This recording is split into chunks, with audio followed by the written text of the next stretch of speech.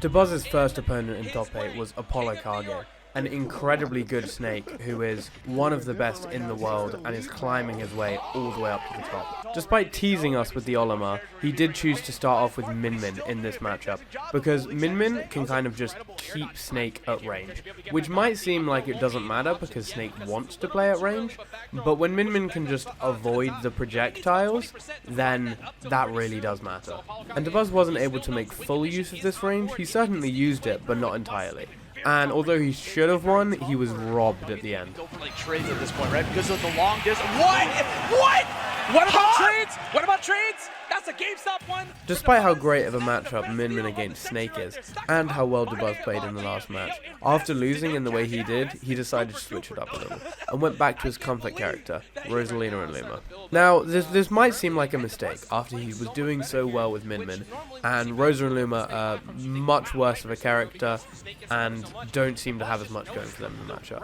However, Apollo Kage has absolutely no experience against Rosa whatsoever, because dabuz is the only one that plays them. And dabuz decided to slow this game down and take it at a much calmer pace. And when I say calm, I mean calm. It took 6 minutes, and used a secret weapon of his. That secret weapon was his down B, which he can use to snatch up any projectiles.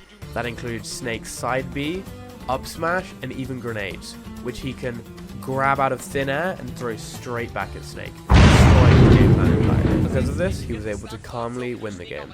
Has recovery, but now a Cypher, that was not, because you just had resources. Game 2 went in a similar way, where dabuz was able to continue using the down B to just shut down Apollo Kage completely.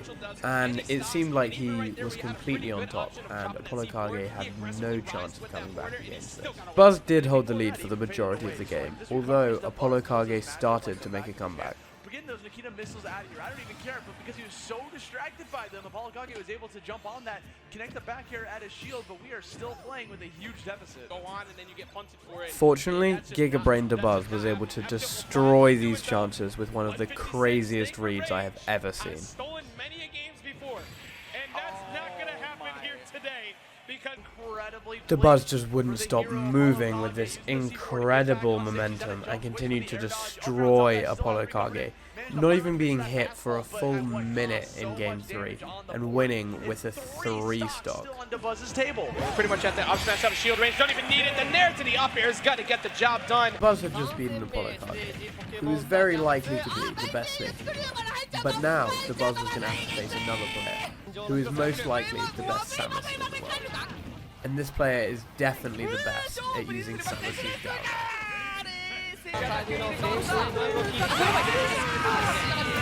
Yada! That man right there coming through with that Samus. Hey! Hey. Got the long name Alpha too, so immediately scooped up. Oh man, hold up, the pressure is on. No! Oh! You're not dead. You're not dead. Oh my God! What a start! Yara came out swinging and showed dabuz that he could not be underestimated. And this momentum that he carried forward and the lead that he got from this single 0 to death at the start was just too strong for dabuz to claw his way back against.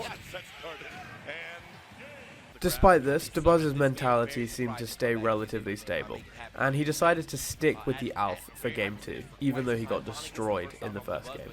And he was able to have quite a demanding lead, staying about 2 stocks above Yara for the majority of the game. Despite how well Yara was doing against dabuz in Game 1, he just wasn't able to replicate it in the second game, and was hit with a massive forward smash read by dabuz. Oh, okay. Get up attack, getting absolutely thwarted by that F smash. And that is going to be a game for dabuz. And in Game 3, dabuz decided to stick with the Alf again, which may seem confusing after he did so well with Rosalina and Luma and was able to shut down all of Snake's projectiles. And why doesn't he just do the same thing against Samus? Well, there's one thing that Alf can do way better than Rosalina and Luma.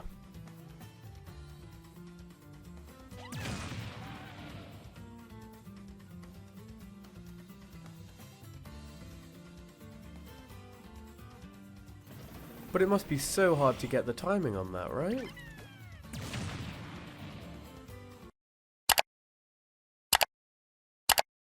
Yeah, dabuz won game 3.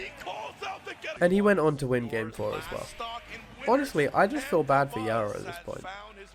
But this is in winner's side, so Yara is going to have another chance at fighting in losers. And currently, there was a fight to become his next opponent and get a final shot at dabuz. And the players trying to make their way to Yara?